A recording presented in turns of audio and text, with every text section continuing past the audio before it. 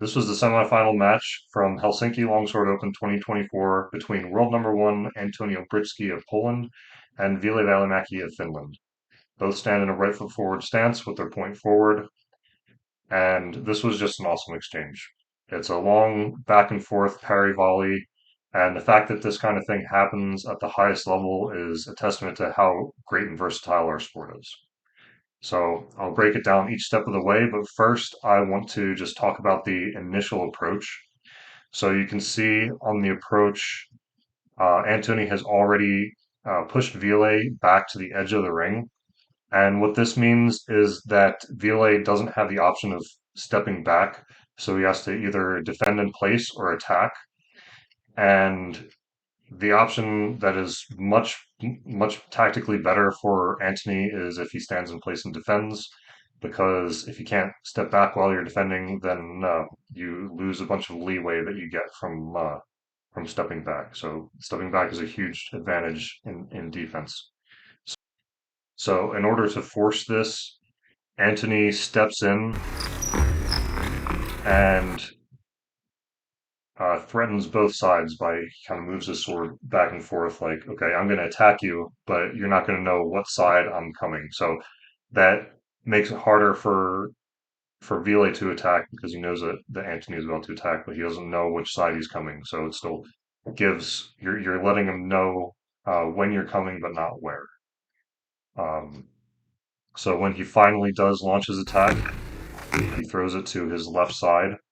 And one thing that I want to note about this attack is the he choo is when he lunges, he plants his foot significantly before the sword lands. So you can see he chooses to attack the his left side, Ville's right arm, and he plants his foot and then uh, makes the attack. So you might have been told by your coach or someone else that it's better to lead with the sword, to have your sword land before your foot lands. And that is true in a lot of cases, but not every case. And this planting and then hitting is a very common movement solution for uncommitted attacks. A lot of people will call them snipes.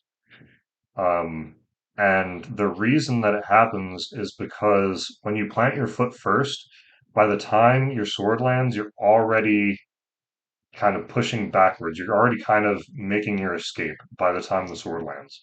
And that's what you need to do if you're doing, an uncommitted attack, because you want to extend as far out as you can and escape as quickly as possible.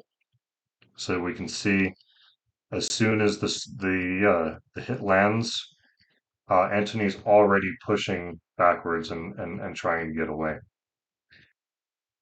So let's break down exactly what's going on in each attack and parry of this volley.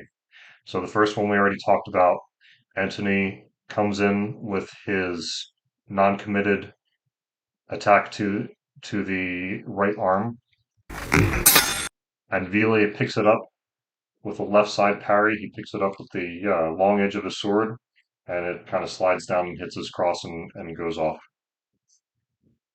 So next we see Ville wait half a step. So as Antony is recovering, Ville takes a short hop in, and this ability to wait is very difficult to do at the highest levels, and Ville is really good at it.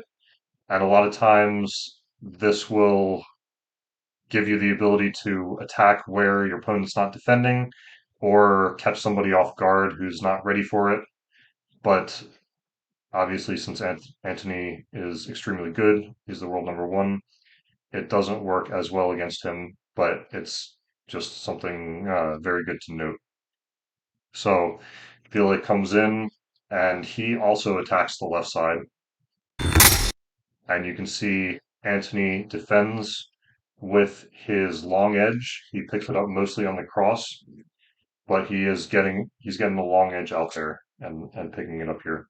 So next action, Antony comes from this position, drops the point down, and attacks the left side again, or attacks from his left side to Ville's right. And Ville again uses that same parry. So he's sweeping the sword upward his hands start low, and he's sweeping the sword up on this side in order to catch anything that's coming down. So really, it doesn't matter what side Antony's coming from in this case. He's going to catch it either way with the same parry, which is kind of cool. So next action, Vile comes again, does a small weight again, comes in, and Antony again catches it with the short edge here. So here's where we see a little change.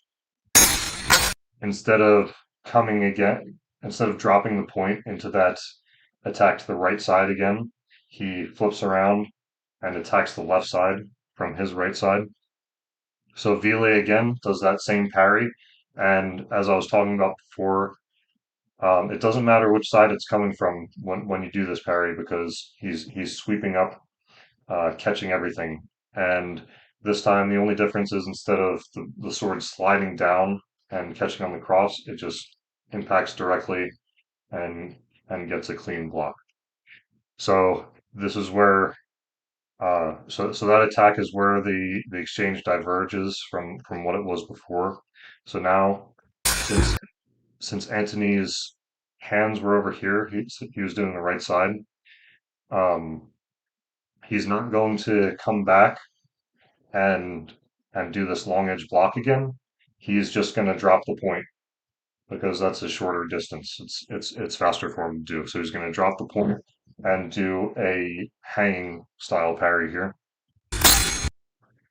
And now that he's in this position, this hanging position, instead of coming back down and going for what he was before, he's just going to bring the sword around for its fair how, right? And because the Zwerchhau is attacking lower than his high long edge cuts before, Vile is now forced to drop his point too. So his normal sweeping defense isn't going to work against this because it's just coming in too low. So he's got to bring the sword down and do his own hanging parry. So you can see where the parry is connecting here. It's catching, on the middle or the weaker section of the sword. So what happens is it pushes his sword off to his left, Vile's sword, and it prevents him from getting an immediate riposte, right? And Antony is also prevented from doing an immediate follow-up because he's off balance. You can see he's committed too far forward. He needs to take an extra step to recover before he can do anything. And that kind of breaks up the volley that was going on here. So Vile retreats a little bit. Antony catches himself, takes an extra hop, and then this is the final part of the exchange. Okay, so they've separated from their volley, and now there's a little liminal space here between the next action, and there's always like a slight, a lot of times there's a slight timing in that when both fencers are recovering, that you can catch somebody off guard, and I think that's what Antony does here, and he just catches that slight timing in between the actions and gets his point there. So you can see Vile, he gets his defense up, the same parry he was doing before. He gets it up, but it's just a little bit too late because of that timing. The other difference is this time this is a fully committed attack, right? He's not doing any of that planning foot and trying to escape stuff. He's just going straight in. So that might also give him just a slight, those two things combined, the timing combined with the fact that this is more committed, it's going to get there faster, is going to, give him the edge that's going to land his point there. So, Great judges! so that's it. That's the end of the exchange. Let's watch it one more time, and then, yeah, thanks for watching. See you next time.